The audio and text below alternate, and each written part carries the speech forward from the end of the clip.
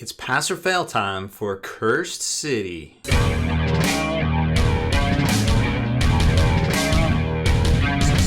Spiky Bits.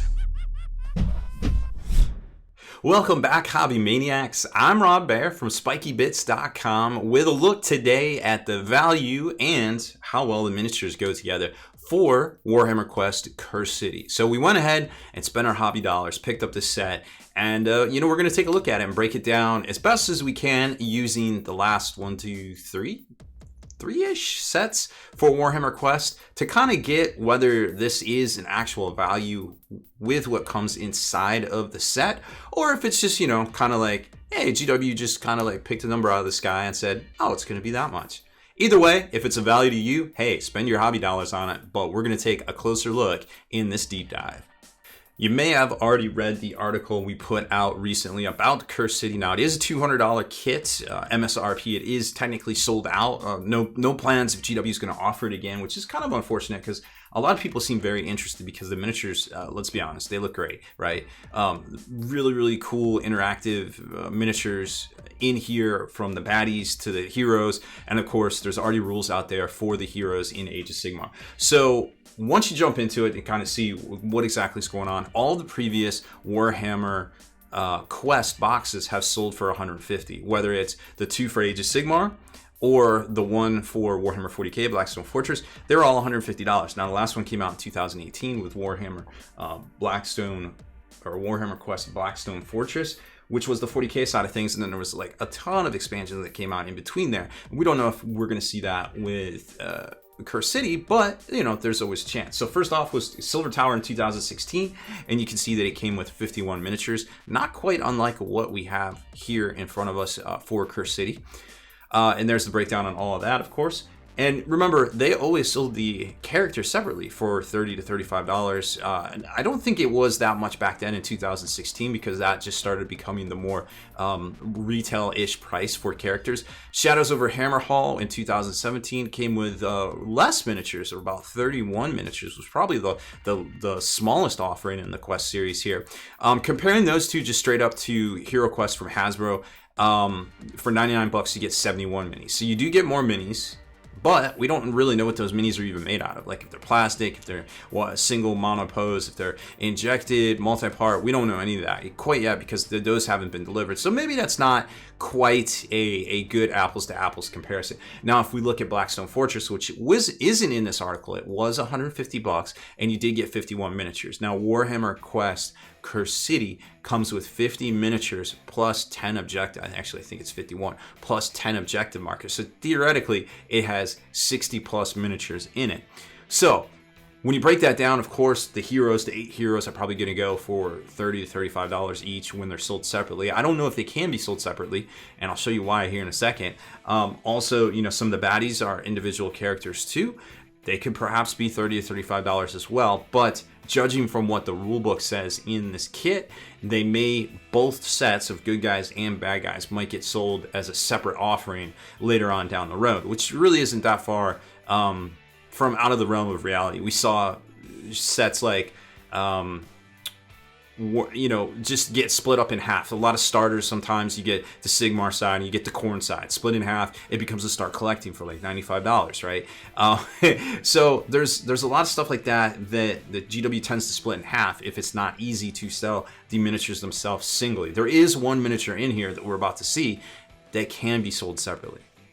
So here's the box set here, of course. And, as far as value goes, if you consider those 8 heroes at $35 each, that's well over $200 right off the bat, and then splash in some of the baddies. So I think the value's there for the price, but again, the price is more than the last, 3 sets that came out for Warhammer Quest. So here's the sprues right here on top. Now, GW duplicated a sprue, so one of the bad guy sprues is actually duplicated twice. And we'll take a look at those here in a minute, a little bit closer.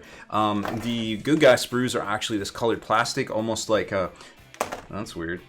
It's a little stringy. Almost like the Warhammer Underworlds sets right there, which is kind of unexpected. And then here's the single sprue, Mr. the Wolf, the supreme bad guy of the set.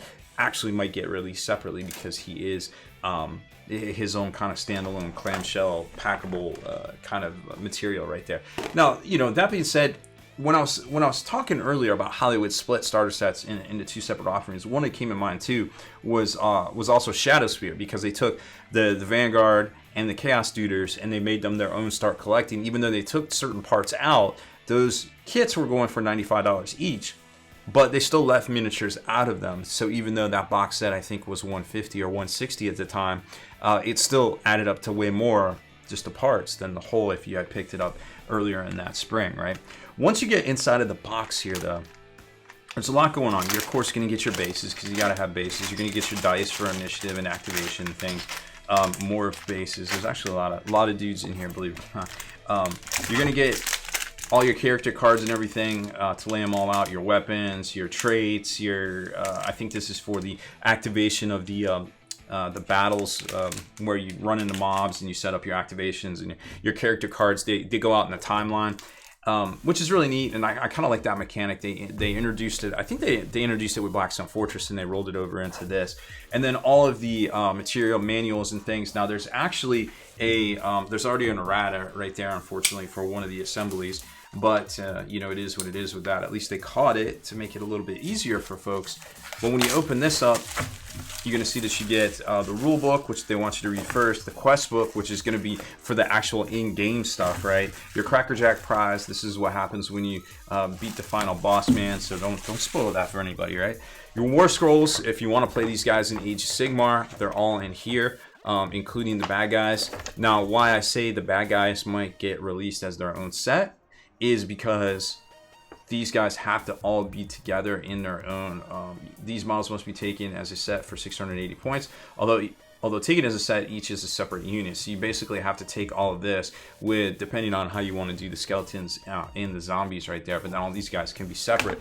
But if you notice, the sprue I just showed you, unfortunately, these cannot be split up. So if they did try to sell this, it's possible they would sell this one and maybe leave this one out, and this would be a certain price, kind of like we saw with some of the Dark Imperium, or I'm sure they will do it at some point with Indominus, which I guess they already did with all the versions of the starter sets and things. So that's why I was saying we might not see these guys sold as a clan pack offering for $35 each, because they're literally all on the same sprue. So that makes it a little bit more difficult. And then last but certainly not least is all of the board tiles, and they give you some baggies and stuff to keep track of your things, and all your tokens. You're gonna have to punch these out. Another cool innovation in this game, which I think is pretty cool. So it's neat to see that they carried some stuff over from Blackstone Fortress, but there's also a night tracker and a daylight tracker, and things get really super bad when you go into the night side of things.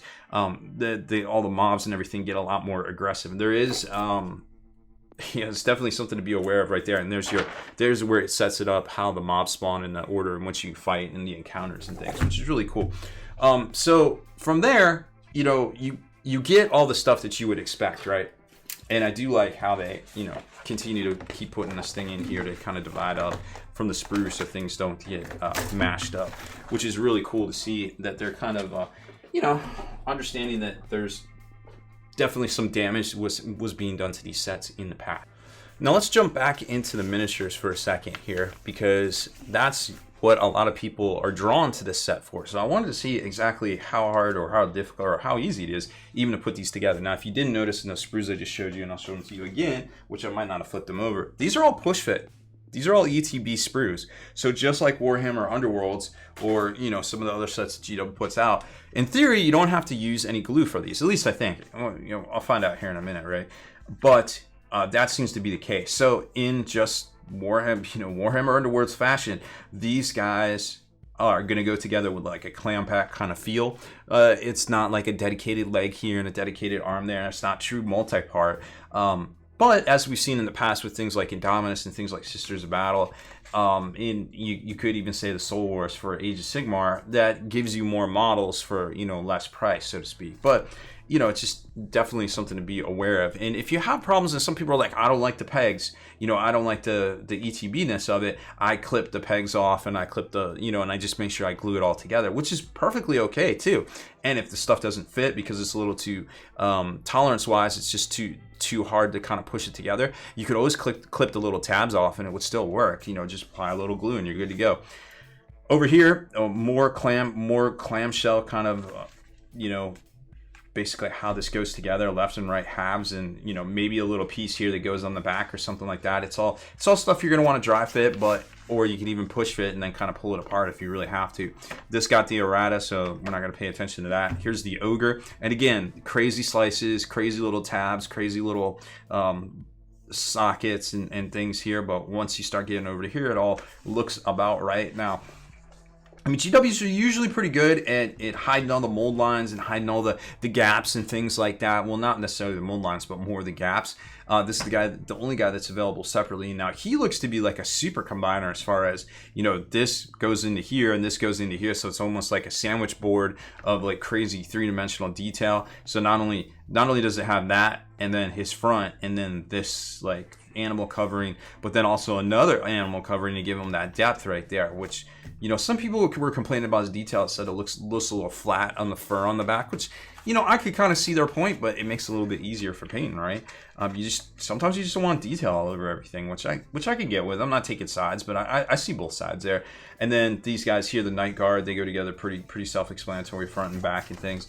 Overall, it doesn't look too hard, although these guys right here could be a little fiddly with their arms and things, so just watch out for that. Of course, I'll let you know here in a second. Oh, and something I did want to mention too, that I think is this is the first time they've done it, actually, I think, in Warhammer Quest, is all of these guys are unique when you think about it. Like, all your characters are unique, all your mid-level bosses are unique, and then once you get to all the random roving mobs and things, like the zombies and the Uffenwatch, the skeletons basically, these guys can all pretty much be unique too, and the reason why is that they do this top and bottom sort of thing. So you've got 5 bottoms and you got 5 tops. This is the sprue that's duplicated.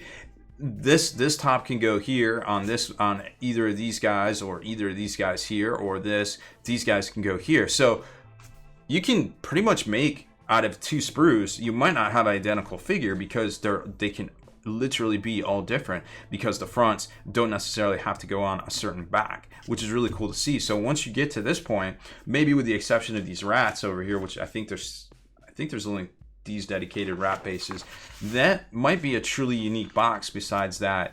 And then the objectives and the bat swarms and things back here that are also counted towards that 61 model count right there. So that being said, let's take a look at some of these sprues, see just how crazy they are. So here's the big baddie sprue, and you can see that big wolf or Vargulf looking feral vampire, I guess you want to call him, and then the ogre undead guys up here looking great. So all the detail and everything looks great from this side, and then you flip it over and you're like, boom, that's a ETB. Okay, cool.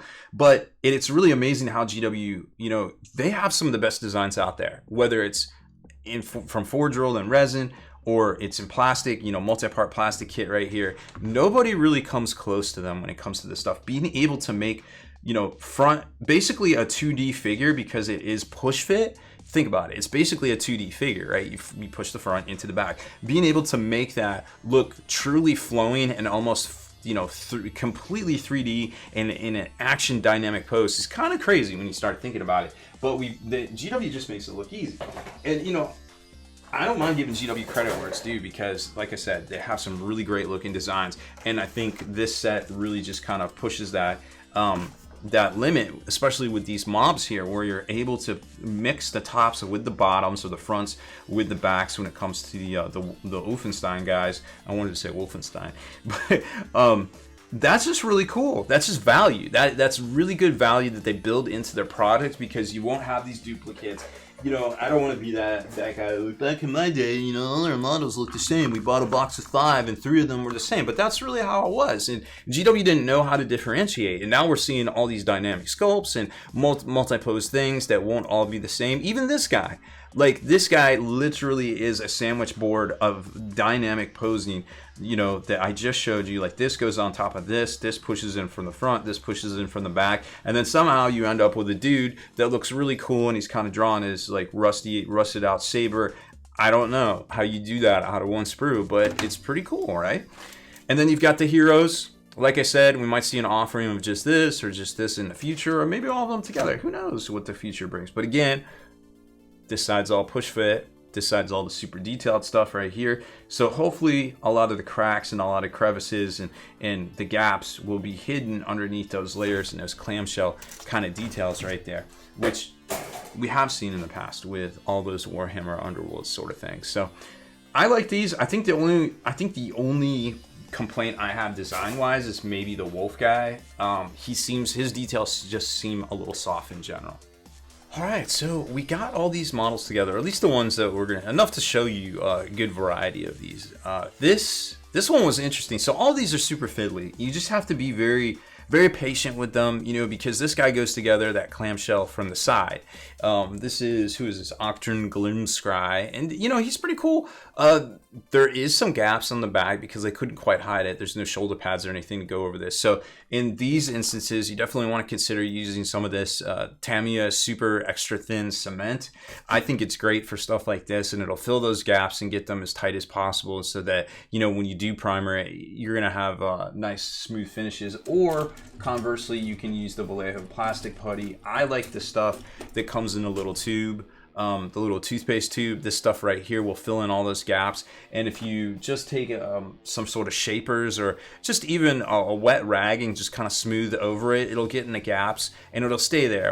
It won't shrink or anything like that. This stuff's really great. I think it's like $8. You can find the links for all this in our Amazon Essential Hobbies list in the description, and I think also the first comment on this video as well, so look out for that. So this guy looks great. I mean, all of these guys look great. They're a little fiddly to get together, and you know, it's not anything more. If you put a Warhammer Underworlds figure together, you're good to go. You've passed your test. But for any of you that maybe haven't, they're a little bit simpler than the normal multi-part stuff. And here you can see there's no gaps or anything because there's shoulder pads and underhangs and things like that, and that's gonna you know, hide all those gapping, and then the head goes in and things like that. I really like this elf. I've got a Sylvaneth army. It's not that great in AOS right now, but you can see where some of the gaps are. Some of these are really tight to get, and you know, the people that are like, hey, well, I like to clip off those holes or those tabs and just use glue. There's something to be said for that. None of these are glued. They're just all pushed together, and I couldn't get that one, you know, completely together. But if it was together, it'd be very difficult to see those gaps, which again is pretty amazing when it comes to these miniatures and the miniature design. And then here's the witch elf, the one that I think a lot of people are really interested and really super excited for, especially because he's got that underslung alternate stake launcher. It's pretty dope, and lots of other accoutrement on his person as well. Typical Imperial noble right here with a very, very, very long sword. And this little duder, I guess he's supposed to be a Caradron of some dwarfy type engineer mans with his Ghostbuster backpack on back there. Who you gonna call? Cruci Demolition Team, I guess. And then the ogre, which is kind of like a throwback to the old Battle Realms board, I feel like, in some of the old designs. It goes together great. You can barely see the gapping up there, and then in here too, it's just needs a little bit more push fit right there. But once you get some paint on this guy, you're really not going to notice any of that. And then last but certainly not least, Miss Cleo right here is ready to read your palm and give you your fortune, or, you know, bop you on the head with this this boomstick right here. But great looking miniatures. Here's, you know, kind of how they compared. They're definitely on scale with AOS in general. There's a Stormcast, and then here's your you know, normal man of the realm kind of Emperor sort of dude. He's almost taller, to be quite honest, but I guess if the Stormcast was standing up, he would be a little bit more taller. And there's your ogre. So he's about the right size, give or take a little bit. Now, when it comes to the big baddies, I mean, there are quite a bit of them. Let's get them all together. I think some of the more dynamic models are definitely on the bad guy side. So there's this big Vargulf looking thing from, he's one of the baddies in there. Not the top level boss, but you can see where the gapping is. And it's very hard to notice. You know, if we had a little bit of glue in there, you wouldn't be able to see any of that, and he would be glued down very good. And he's on a 50 mil base, believe it or not. So he's definitely very chonky, very big, great looking model. But let's just get through some of the higher level big guys, because I mean, these are all pretty much self-explanatory. Like, hey, there's those ogres. These guys look great, and they're very easy to get together. Just a front and back kind of clamshell type deal. And I love all these little rats with like keys and different things that are just kind of extra that you could just throw on there. And then the vampire trio just kind of hanging around all nimbly-bimbly from different perches throughout town there, leaping at folks. Those are very cool. Now this one was a little difficult to get together because his like sword arm goes up and then it goes around and it locks on. It's actually what holds this on. You should see the gap right there. This didn't go together so well, so you might want to clip that off and actually not squeeze it together right there, because it's kind of load bearing. I don't know, had an issue with it. So it's one of those things that you might want to look out for. And there's Mr. Gravedigger himself. I don't know what his name is. Doesn't matter what his name is. It doesn't matter what his name is, because he's just a cool model. And a lot of people are going to be getting these just for the models. There's Mr. Batty the Wolf, and then his little assistant, Wilt Chamberlain. Doesn't really play basketball, no relation, but these guys are cool. I mean, they're very good looking, and then you can see where this guy kind of sizes up to the Stormcast. So all this stuff. But I think on the bad guy side of thing, the stuff to really talk about is all of this. And we didn't put all of them together quite yet, but all of the skeletons and things, you know, there's a pretty decent value in the skeletons here, and the fact that none of the two could look alike, because you can switch, you know, the Wolfengard or the Ufengard. You can switch the fronts and the backs, and they all kind of just bebop around. I think this is actually the captain right here. So these guys. So you can have a bunch of them that look completely different, and they're great looking skeletons. Kind of like maybe not your traditional skeleton, maybe like a kind of like a plain skeleton or something like that, or something more in the land of Aquay or something. I forget where all that stuff is. Here's the objective markers, and these are shockingly easy to go together. A little crazy crow with us. Everybody's got a key around here. Everybody's trying to play keep away with the keys. And some bats. There's some bats. Grah! Very, very cool. Very dynamic. I like all the holes. Those are actual literal holes in them. So, and they still got that structural integrity to just kind of not completely fall apart. Some more skeletons, some more bats, and then here's those rats, those rat bases, which are really cool to see too. Like how they're so dynamic, kind of like they did with the Nurglings. But, you know, any way you look at it, they look very dynamic. Those are all kind of locked into how they are. More little just pieces and objective markers.